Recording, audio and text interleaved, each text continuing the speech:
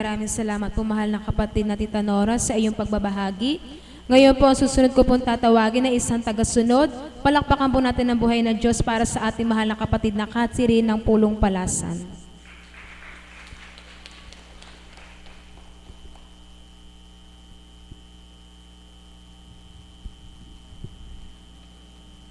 Gandang tanghali po sa inyong lahat. Ako po, lubusang nagpapasalamat sa Ama na kahit may mga pagsubok mang dumarating, pagtatagumpayan naman po namin, lalong-lalo na po ako, na sa Kanya lamang po talaga naniniwala at nagtitiwala na wala pong imposible sa Kanya. Kahit noong una pa man po na nagkasakit ako, noong unang pagpasok ko pa lamang po dyan sa may pintuan, talaga pong lumuluha na po ako. Hindi ko po alam kung bakit, pero galak po ang nararamdaman ko. Salamat po, Ama, sa mga biyayang ipinagkakaloob niyo po sa amin. Ang hinihiling ko lang po sa Ama, kung kaparaanan niya po talaga na ako po kasi mag-iibang bansa po ako eh. Pero sa Kanya pa rin po talaga ako lumalapit. Ama, kung kagustuhan niyo po ba na ako po'y maalis, yun lang po talagang hinihiling ko sa Kanya ngayon. Parang ayoko nga pong umalis kasi hindi na po ako makakadalo ng dambana. Pasensya na po kayo. Ngayon lang po uli ako lumuha. Pero sabi ko nga po, kahit mawala man po ako, makaalis man po ako, sa Kanya pa rin po talaga ako lalapit. Na hindi ko po alam kung ano pong magiging kapalaran ko po sa ibang bansa.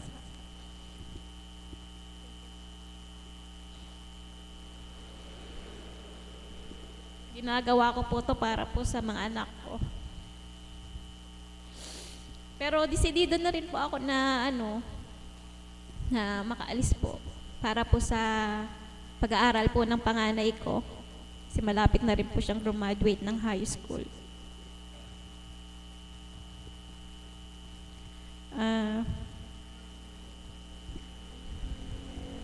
Pero sana po, loobin niya po na kung ano po yung sasabihin sa akin ng mahal na Apo, yun po ang susundin ko. Kasi po, siya lang po ang nakakaalam ng lahat. Hindi nga po ako nagdadalawang isip nga po akong dapat nga po kukuha na po ako ng passport niyan eh. Kaso sabi ko po sa kabiyak ng puso ko po na dudulog muna ako sa mahal na Apo kung ano po yung sasabihin niya po sa akin. Kaya po tuwing Sabado lang po ako nakakadalo dito. Kaya po hindi mo po na ako nag-aano po ng mga requirements na kailangan ko.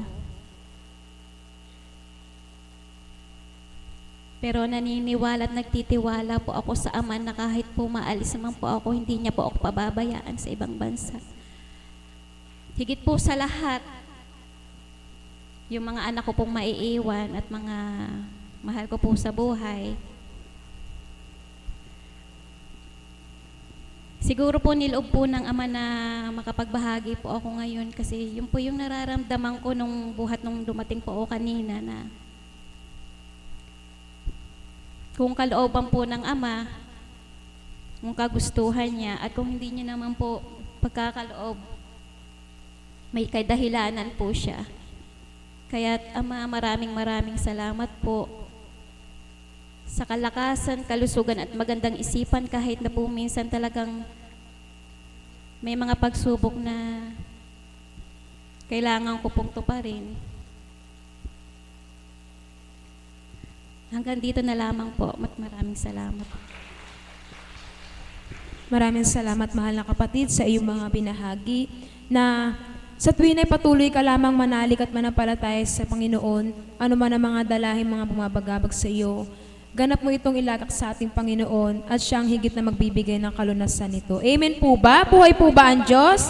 Ngayon naman po upang magbigay sa atin ng mga ilang announcement po, tinatawagan ko po ang ating mahal na kapatid na Ana Bautista.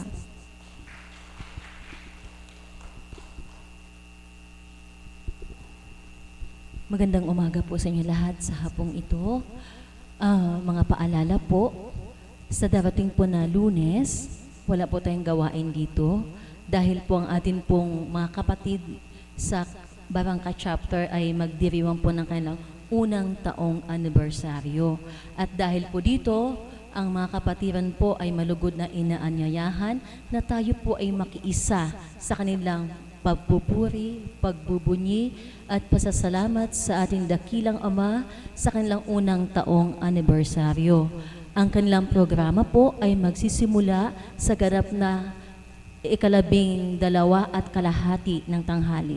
12:30 po yung kanilang Chaplet of Mercy, followed by Holy Rosary, Praising and Joyful. Ang kanilang Mass po ay 2 p.m. at ang kanilang anibersaryo po ay gaganapin sa bisita po ng Santo Cristo del Pasion. If I'm not mistaken po, chapel po siya ng Barangka, Santo Niño, Baliwag, Bulacan. Correct me po if I'm wrong. Kaya kita-kita po tayo doon. Yun po mga chapters na andi dito, magsuot po kayo ng inyong chapter shirt. Kung halimbawa, Dalayap kayo, Dalayap chapter shirt, pwede na po yung maong pants. Kami po mga alagad, naka-uniform din po kami, alinsunod po sa araw kung ano po yung kulay ng aming uniforme. At Martes po, November 29, ang atin naman po mga kapatid na mula sa Kalantipe chapter ay magdiriwang din naman po ng kanilang unang taong anibersaryo. Kaya sa Martes din po, wala tayong gawain dito sa Dambana, bagkus magkita-kita po tayo sa Kalantipe Apalit. Ano po, ang kailan naman pong programa ay magsisimula sa ganap na 1:30 ng hapon. 1:30 p.m. po ang kailang chaplet, followed by Holy Rosary, Praising, Joyful. Ang kailang pong banal na misa ay sa ganap na 3 ng hapon. Malugod din po namin kayong inaanyayahan na makiisa sa kanilang pagbubunyi, pasasalamat sa ating dakilang Ama.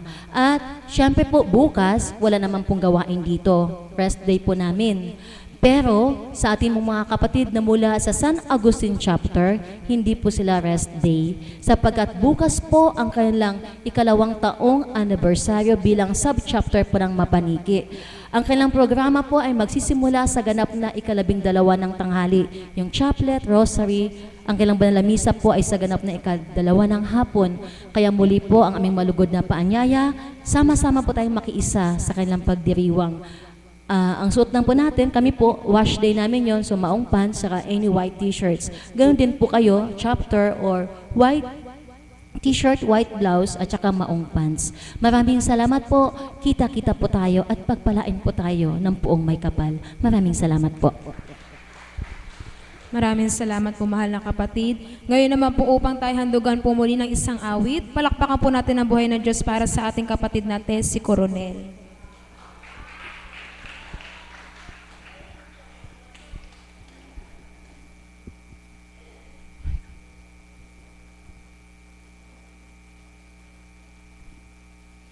Isang mapagpalang umaga po sa atin lahat. Buhay po ba ang Diyos?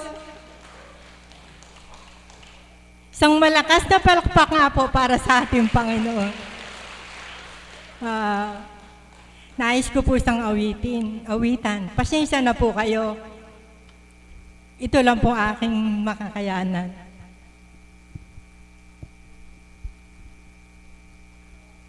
Kailan ka iniwan ng Diyos? Kailan mo naranasan na siya ay wala? Anong sakit ang di niya pinagaling? Anong problema ang di niya binigyan ng katugunan? ipagpala. Lahat ay dilingid sa Kanya, kaya't huwag mabahala, hindi kailan may di Kaniya bibiguin, at di pababayaan ng Diyos. Kailan ka iniwan ng Diyos?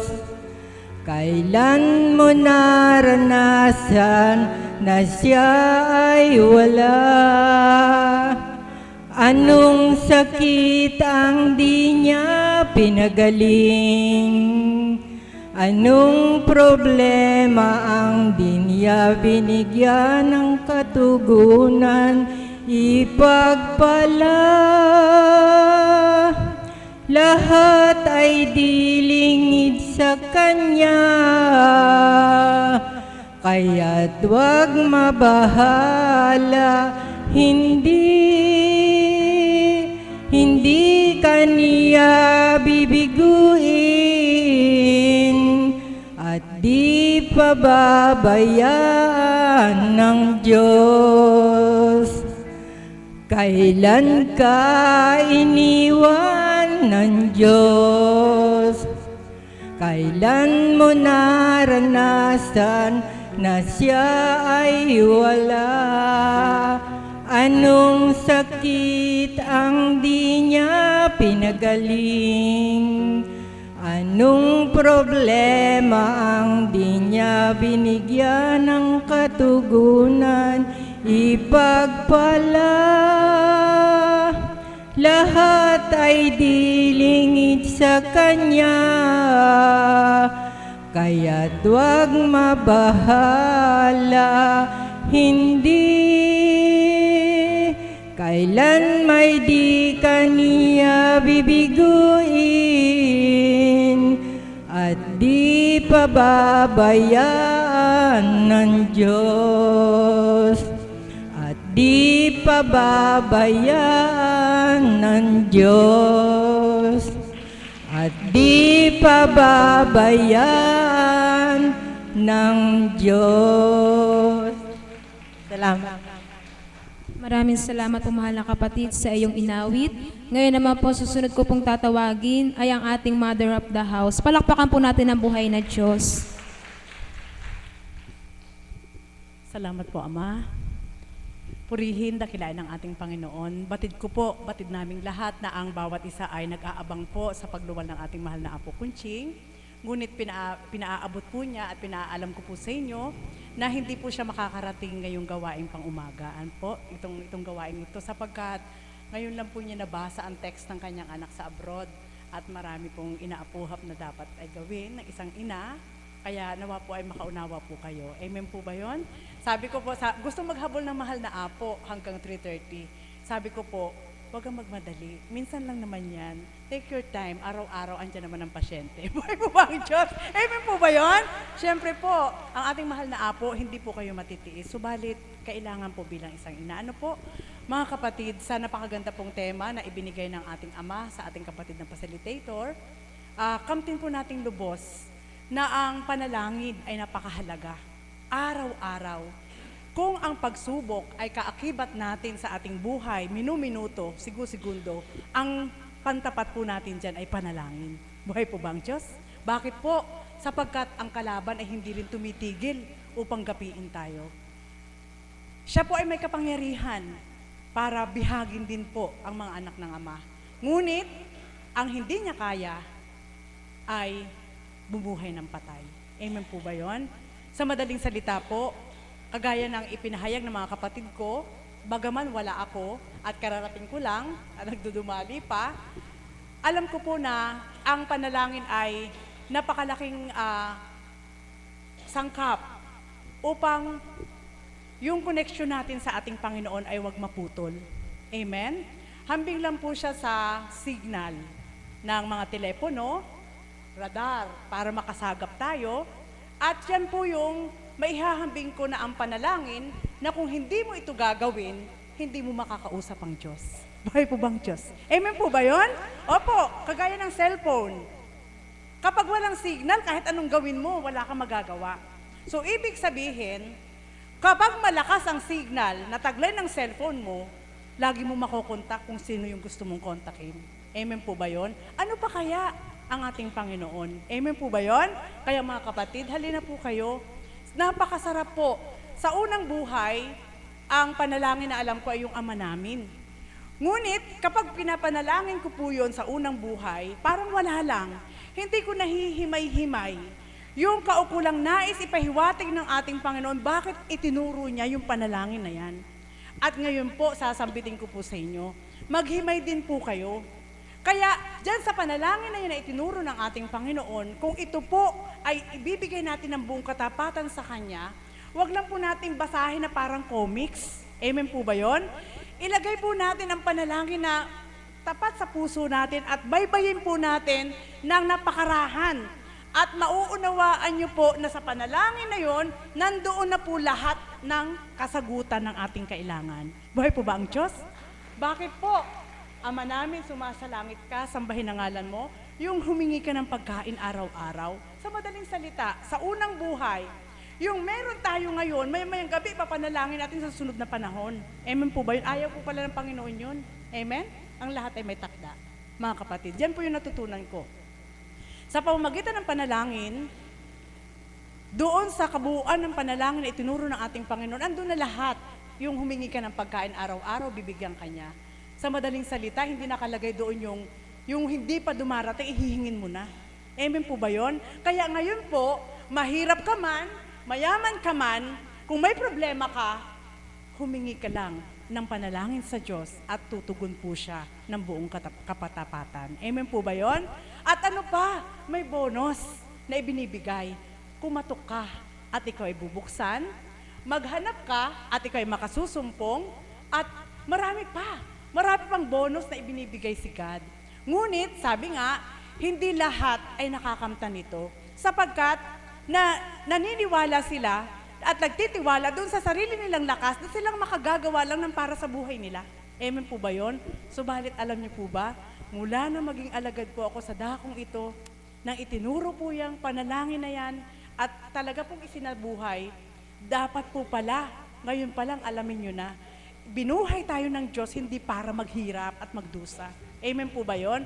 Kundi, ang ating Panginoon, nais niyang masilayan tayo na walang stress. Amen po ba yun? May mga kaparaanan po siyang simple lang para po hindi tayo may stress.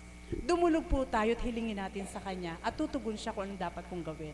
Amen po ba yun? Mga kapatid, yan po ang bisa ng panalangin. Na sa bawat araw, sabi nga, aanhin mo yung panalangin na para ka lang nagbabasa, hinahabol ng marathon, para ka nagmamarathon, yung Ama namin, napakabilis. Salamat sa Ama, itinuro sa dakong ito, kung paano ka mananalangin sa ating Panginoon. At hindi pala ganun kadali para manalangin na ibigay mo yung paghingi sa Diyos.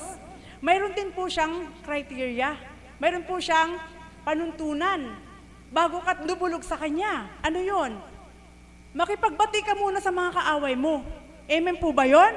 Sapagkat, sigurado, kapag may kaaway ka at ikaw ay dudulog, wala kang idudulog kundi gantihan yung kaaway mo. Buhay po ba ang Diyos? Amen po ba yon? Opo.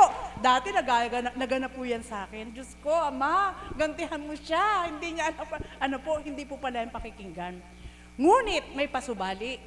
Kung halimbawa po na dumatal na sa panalangin mo na yon, sa sama ng loob ng panalangin mo at dumulog ka at ginantihan yung kapwa mo, na sa pagdulog mo'y ginantihan siya, sa kabila na mabuti naman din ang kanyang ginagawa, huwag kayong maging prente. Hindi ang Diyos ang gumagawa nun, ang kalaban. Buhay po ba ang Diyos? Amen po ba yun? Nauunawaan niyo po ba? Kaya himayin po.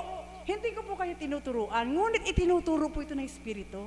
Sapagkat pinagalugad ng Ama, masdan mo ang mundo, anak, nakaumpok mga chismosa, nakaumpok ang pinag-uusapan kapwa nila. Ngunit sa oras na sila'y nasasaktan, anong sinasambit nila? Bahala na ang Diyos sa kanila. Samantalang masama sila. Amen po ba yon? Sa oras na yon, na kapag may tumugon sa mga taong ganito, hindi ang Diyos ang tumugon sa kanila, demonyo. Buhay po ba ang Diyos? Amen po ba yon? Kaya aware po kayo. Opo. Sapagkat, bakit mo pag-uusapan ng kapwa mo kung ang Diyos ang nasa puso mo sa oras na yon? Bakit mo hihilingin sa Kanya na parusahan ang kapwa mo samantalang ang ginagawa ng kapwa mo mabuti? Amen po ba yon? Kaya mga kapatid, ito po yung iiwanan ko sa inyo. Walang malakas sa Diyos. Lahat tayo pantay-pantay. Lahat tayo mahal niya. Ngunit, lagi niyong tatandaan, mayroon siyang pinipili. Buhay po ba ang Diyos? Amen po ba yun? Opo, mayroon siyang pinipili. Hindi rin siya nagtatangi, ngunit mayroon siyang pinipili. Amen po ba yun? Kaya nais niyo bang mapili kayo? Maging ganap at magpakatotoo tayo sa Diyos. Buhay po ba? Hindi ko po sinasabing totoo na ako. Ngunit sa bawat pagtugon niya, sa bawat panalangin ko, naaaliw ako. Ano po? Sobrang naaaliw ako. Sapagkat alam ko po na hindi ang demonyo ang tumutugon sa akin, kundi ang ating Panginoon. Paano ito nagaganap? Pumasok ka sa isang silid, himayin mo sa puso mo. Pagkatapos mong ibigay sa Kanya ng buong pagsuko ang lahat ng pagdulog mo, tumigil ka muna sumandali at pakinggan mo ang tinig niya. Itutuwid ka niya at mararamdaman mo kung ano yung nais niya para sa iyo. Amen po ba yun? Bigyan niyo po ito ng pansin, napakahalaga po ito. Sapagkat, sabi nga, karamihan sa atin na nanalangin may hinihingi. Huwag lang po sa ganun. Sapagkat, kung ang ating Panginoon ay nagbibigay sa lahat ng ating hinihingi, naghihintay din po ang ating Panginoon ng ating ibibigay. Buhay po bang Diyos? Amen po ba yun? Bakit po? Magulang natin siya. Amen? Subalit hindi po ito nahihimay ng mga tao.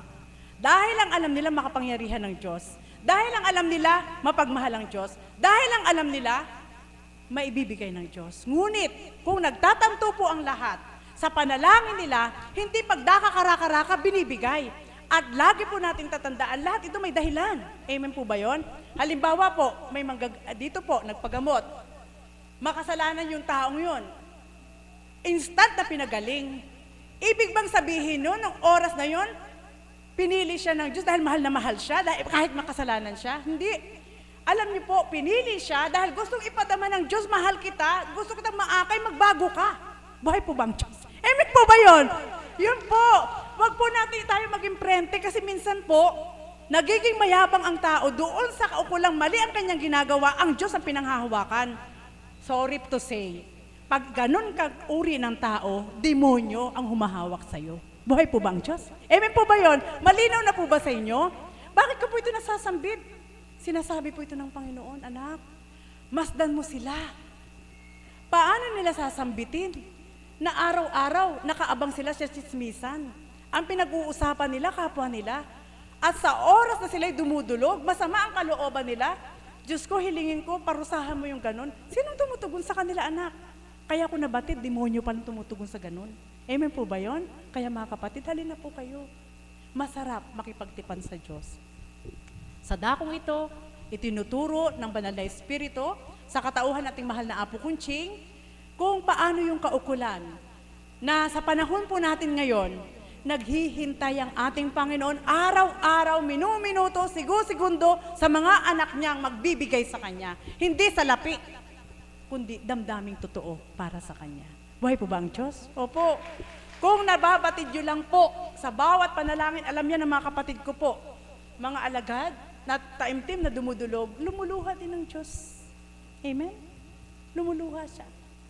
Sapagkat, minsan, sagun-sagunson, dapit-dapiton, ang mga pagsubok na dumarating sa mga pagdalisay, sa ating mahal na Apo, sa mga gumaganap, hindi dahil masama sila, hindi dahil hindi totoo sila, kundi pinadadama ng Ama na kapag dumulog ka sa Kanya, sinasabi niya yung damdamin niya, anak, pinadama ko lamang sa inyo ang dinaranas ko kung paano ako sa kamay ng mga tao. Buhay po ba ang Diyos? Amen po ba yun? So ikaw na anak, na mahabagin sa tatay mo, anong mararamdaman mo? Maiiyak ka, di ba?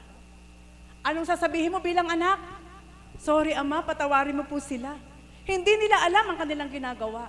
Nawa, tulungan mo po kami mga lingkod mo, kaming mga tagasunod, kaming mga pasyente. na maging makatotohanan sa'yo. Kahit man lang karakarampot lang kami, magalak ka upang maibsan ang lumbay na dulot sa'yo ng marami. Buhay po ba ang Diyos? Amen po ba yun? Sino ang dumudulog ng ganito? Kung hindi natin alam. Amen? Mga kapatid, sa ganitong kaparaanan po, dahil sa panalangin, makikipagtipan ng Diyos. Dahil sa panalangin, siya'y tumutugon. Dahil sa panalangin, alam ko pinaliwanag ni Mami Beth, 3 uri yung pagbibigay ng Diyos. Kapag hindi mo pa tinanggap ngayon, huwag ka magtampo. Hindi ibig sabihin na may kulang ang Diyos sa'yo. Ikaw ang may kulang. Himayin mo pa. At may matututunan ka. Mayroon naman siyang binibigay. Bakit yun? Pinagaling. Samantalang hindi naman yun ganun. Ano po? Ganun ang sabi ng tao. Bakit? Hindi ibig sabihin ay mabuti na siya. Masama ako, pinagaling ako ng Diyos. Kailangan ko magbago. Kailangan bigyan mo ng rason. Yung mga idinudulog mo sa Diyos, bakit hindi pa niya ibinibigay? Amen po ba yun? Kaya mga kapatid, nawa po ang karampot na ibinahagi ko po sa inyo ay nakapagdulot po ng kaukulang pagninilay upang sa bawat araw po, ang napakabigat na pasanin ay magiging magaan, ang napakahirap kamtin ay napakadali, at upang manatili po tayo doon sa pag-asa na hindi patay ang Diyos. Amen po ba yun? Kaya bilang, sabi ko nga, ako bilang tao po, ikukwento ko lang po karampot, napapagod na ako bilang tao. Bakit nga ba? Para hindi natatapos ang mga pagdurusa, ano po, bilang tao. Ngunit, masaya. Bakit? Sapagkat may umaaliw. Sa oras ng panalangin, halos lumuha ka na sa harap ng Diyos. Kailangan mo bang maranasan mo pa yung ganito na pwede namang hindi? Ano po? Ngunit anong sambit ng Diyos? Nalulugod akong masdang kayo kung paano kayo nagsusumakit na tumupad sa akin sa kabila ng mga pagdalisay na nagaganap. Ako naman ang sa tuwinay sa inyo'y nakaganap at nakatupad. Amen po ba yun? Kaya mga kapatid, masarap. Masarap po. Kaya nawa po ang bawat isang may karamdaman, huwag niyo po yang masyadong dibdibin.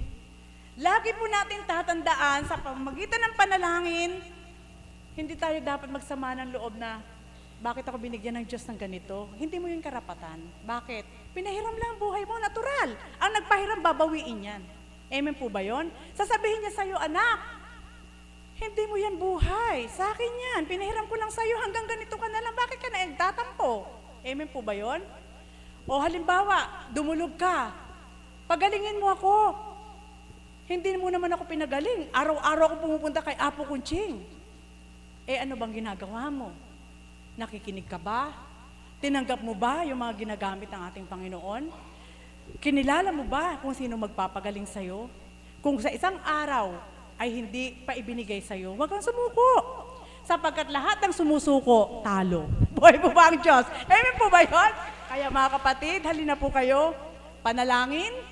Sabi ko nga, Ama, nawa po ay, huwag mo kaming susubukin, pahihintulutang subukin, Satanas, sa hindi namin kaya. Yan ay laging panalangin araw-araw. Bigyan mo lang kami ng kagalakan, na ikaw'y mapaglingkuran, habang yung buhay na yung pahiram, ay pinahihiram mo pa. Sapagkat, ito na yung last na paanyaya ng ating Panginoon sa panahon ng Espiritu, gawin na po nating makatotohanan. Sapagkat ang pinananaligan natin ay hindi natin nakikita, ngunit may puso po siyang tahanan, ang ating mga puso. Panahanin po natin upang sa bawat pagdulog at panalangin, ang benepisyo po na ating makakamtan ay ating maramdaman. Amen po ba yun? At higit sa lahat, dalas-dalasan po natin. Wag lang isang beses. Wag lang yung once a week. Pag wala ka ng grasya, ayaw mo ng manalangin, naiinis ka na. Wag po! Suklam na suklam mga ama dyan. Amen po ba yun? Anak, sa kasaganaan ka lang ba? Dudulog sa akin? Sa oras ng iyong kapighatian, iiwanan mo ako, tapos hindi mo na ako kikilalanin. Mas higit na kailangan natin dumulog sa oras ng kapighatian. Amen po ba yun? Buhay po ba ang Diyos? Bakit po? Kung ang ating Panginoon, dumulog samantalang anak na siya ng Diyos. Ibig sabihin, isa po yun sa mga panuntunan ng ating Panginoon para po tayo sumunod sa ating Ama. Amen? Kaya, eto po, salamat sa Ama, natatapos din yan. Natatapos ang problema. Lagi lang handa. Dumulog tayo sa Diyos bago tayo gumalaw ng kahit na ano. Hilingin natin sa Kanya, Kanyang patnubay, hindi man natin siya nakikita. Bibigyan Kanya ng karunungan kung ano yung gagawin mo. Amen po ba yon? Hindi kagaya noon na inisip mo, gagawin mo na. Hindi, dumulog ka muna. So mangguni ka muna. Hindi ko po kayo tinuturuan ha. Ito po kasi yung ginagawa namin eh. Mula nang makilala namin ang Panginoon sa katauhan nating mahal na Apo Kunching sa dakong ito, itinuro na po at sinambit naman ni Mami Beth sa Titwina, yung panalangin, humingi ka muna ng pasalamat, pagkatapos humingi ka ng tawad, tapos saka mo ibigay kung ano yung kahilingan mo. Amen po ba? May antas po kung paano po yung gagawin. Amen po ba? May pattern kung paano po yung gagawin. Huwag ka agad pagdaka. Ang sama-sama ng loob mo, tapos luluhod ka. Ama, bigyan mo nga ako ng pera, naiinis ako doon sa nakita ko. Kasi mahirap lang ako. Hindi ka pagbibigyan. Amen po ba yon? Kung bababa ang Diyos, kakatukan ka pa sa ulo, sabihin sa'yo, ano ka ba? Ano mo na bang ginagawa mo sa akin para humingi ka sa akin ng ganyan? Buhay po ba ang Diyos? Amen po ba yon? Kaya mga kapatid, parang bangko yan. Mamuhunan tayo. Humulog ka muna ng humulog para sa oras ng pag-withdraw mo, humingi ka ng panalangin, may makukuha ka. Ano ang withdrawin mo? Hambing sa pagdulog, nahihingi ka na wala ka naman inihulog. Amen po ba yon? Kaya nawa po, malinaw na po ito sa inyo upang wag tayo maghinanakit, bakit ganito ang buhay natin, upang maluwag sa kalooban natin, natanggapin. Iuna natin ang panalangin bago ang lahat. Muli po, magandang tanghali po at pahapon na ito. Maraming salamat po, Mami, sa iyong pagbabahagi. Ngayon naman po para sa pangwakas na awit, tinatawagan ko po ang ating kapatid na Annalyn Reyes.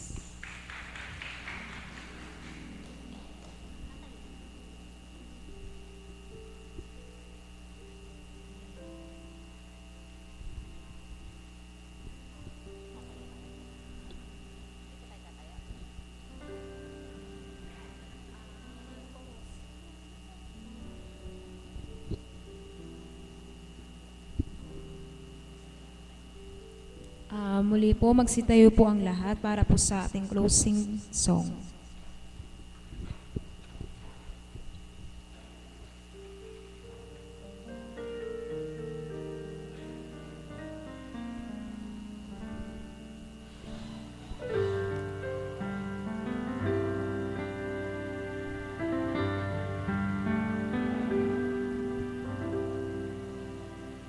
Iloon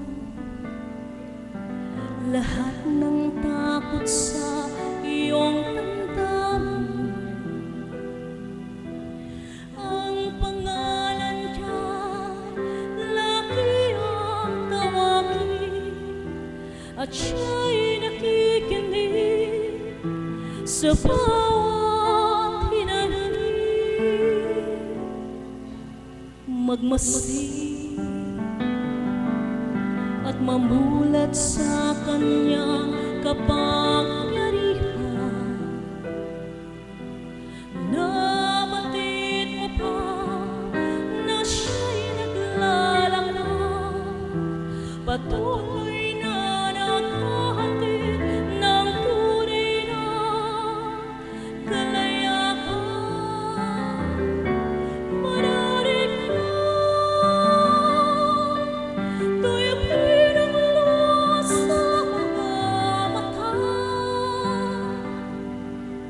Hindi siya manatinig, hindi siya isang pangarap, siya'y buhay.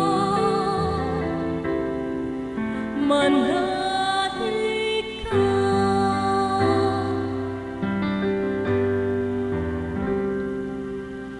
At ngayon, tila walang mararating na bukas.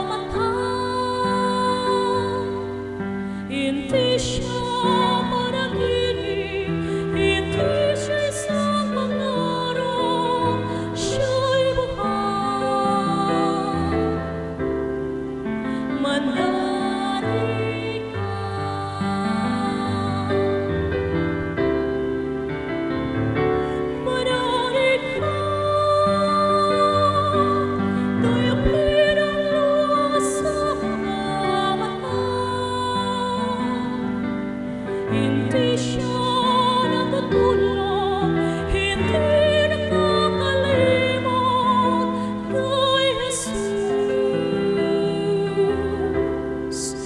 Manahalik ka.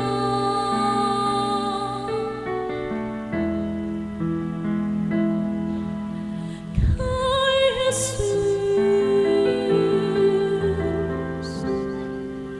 manahalik ka.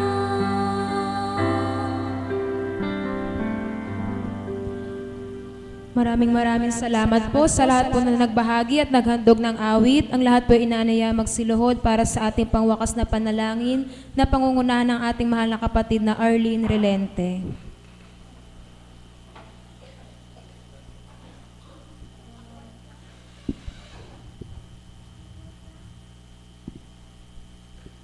Sa pangalan ng kataas-taasang Diyos Ama, Diyos Anak at Diyos Espiritu Santo. Amen. Ama namin, sumasalangit ka, sambahin ang ngalan mo. Mapasama po kami sa kaharian mo. Sundin ang loob mo dito sa lupa para nan sa langit.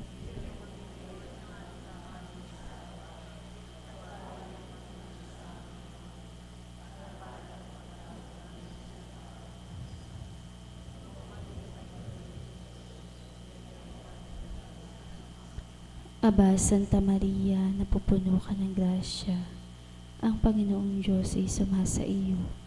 Bukod kang pinagpala sa babaeng lahat, pinagpala naman ang iyong anak na si Jesus.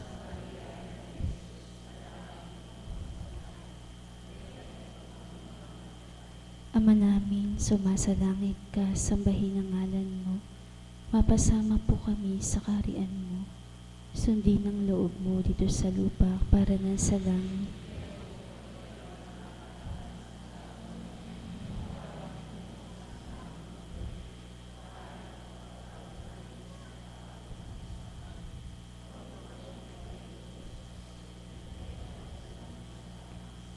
Aba, Santa Maria, napupuno ka ng grasya. Ang Panginoong Diyos ay sumasa iyo. Bukod kang pinagpala sa babaeng lahat at pinagpala naman ang iyong anak na si Jesus.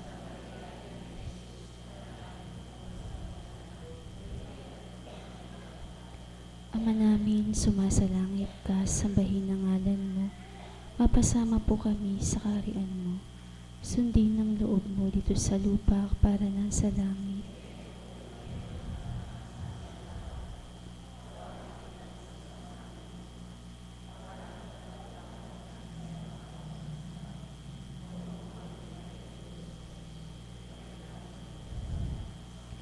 Aba, Santa Maria, napupuno ka ng grasya. Ang Panginoong Diyos ay sumasa iyo.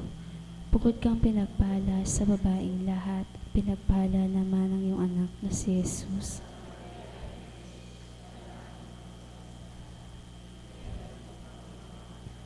Luwalhati sa Diyos Ama, Diyos Anak at Diyos Espiritu Santo. Tayo pong lahat.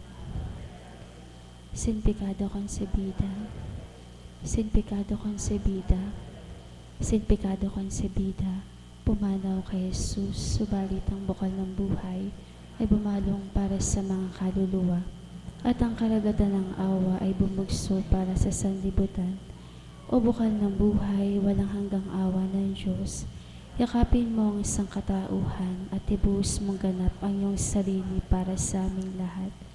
O banal na dugo at tubig na dumaloy mula sa puso ni Jesus, bilang bukal ng awa para sa aming lahat, kami po ay nananalig sa iyo. Banal na Diyos, banal na puspos ng kapangyarihan, banal na walang hanggan. Banal na Diyos, banal na puspos ng kapangyarihan, banal na walang hanggan. Banal na Diyos, banal na puspos ng kapangyarihan, banal na walang hanggan. O Jesus, Hari ng awa. O Diyos, Ama naming dakila at makapangyarihan, pinapupurihan ka po namin at pinasasalamatan sa iyong patnubay at gabay sa kaloob mo ngayong araw na bagamat wala ang iyong kinalugdan bilang katauhan na sa aming harapan ay hindi nasilayan, subalit kailanman ay hindi ka nagkulang, kundi pagkus patuloy kang gumagamit ng katauhan upang sa gayon ay magbahagi ng mainam. Ama, maraming salamat po sapagkat minarapat mo na kami ay magkatipon-tipon sa dakong ito upang patuloy mong hasikan, sidlan at bahaginan sa pamamagitan ng iyong Espiritong Banal. Natuto kami kung papaano ang tamang pananalangin, tamang pananalig at pananampalataya, kung paano magtiwala at maniwala sa magagawa mo. Salamat po, dakilang Ama, sapagkat sa kabutihang loob mo, itinuro mo ang daan na marapat naming tahakin. Itinuro mo ang paraan ng pamumuhay kung paano sa bawat araw kami ay maging kalugod-lugod sa iyong pananaw. Ama, buong buhay po naming pasasalamatan na ikaw ay nagpakilala sa amin, nakipagtipan sa dakong banal upang kami ay patuloy mong baguhin, linisin ang buo naming pagkatao. O dakilang Ama, ikaw ang nakababatid sa bawat pinagdaraanan ng mga anak mo. May kani-kaniyang tinatahak. Ang iba sa mga ito, Ama, ay may karamdamang taglay, karamdaman ng katawang lupa, maging ng kanilang kaluluwa. Hinihiling ko po sa iyo, o dakilang Ama, na yamang minarapat mo na sila ay maakay sa dakong ito. Unang kamtin nilang kagalingan ay ang kagalingan ng kanilang kaluluwa at kasunod na nito, Ama, sa kanilang pandama na ibinahagi mo ay tuwiran nilang makamtan ang kagalingan ng kanilang katawang lupa. Gayon din po, Ama, nawa kung papaano ka nagbabahagi ng liwanag sa dakong ito, ito nawa ang patuloy naming kamtin at huwag nang bumalik pa sa kadiliman na aming tinatahak sa una naming buhay. O dakilang Ama, ikaw ang nagdudulot sa amin ng pag-asa. Nawa po, Ama, kung papaanong ikaw ay nagpakilala sa amin, huwag mo nang pahintulutan pa na kami magbalik sa dati naming gawi, kundi patuloy naming tahakin ng mabuting buhay upang hanggang sa wakas nito ay mabuti pa rin ang aming kamtin. Ama, hinihiling po namin sa iyo na igawad mo ang banal na bendisyon mo. Nawa ang bawat isa ay makinabang na totoo, pakinabang na hindi panandalian lamang ang kamtin, kundi pakinabang na habang sila'y nabubuhay, ito'y kanilang matamasa. Kamting higit pa ang kagalakan sa kanilang kalooban, kapayapaan ng kaisipan nawa ay manahan sa bawat isa, mainam na kalusugan na iyong ibahagi, at kaibang pandama ang kanilang maramdaman upang sa kanilang pag-uwi, taglay nila ang iyong Espiritong Banal. Ang lahat ng ito, Ama, ay tinataas namin sa iyong dakilang pangalan, sa pamamagitan ng iyong bugtong na anak bilang aming Panginoong Hesukristo, sa liwanag at kapangyarihan ng iyong banal na Espiritu, sa pagkandili ng mahal na Ina at sa pangalan ng aming minamahal na Apo Conching. Amen.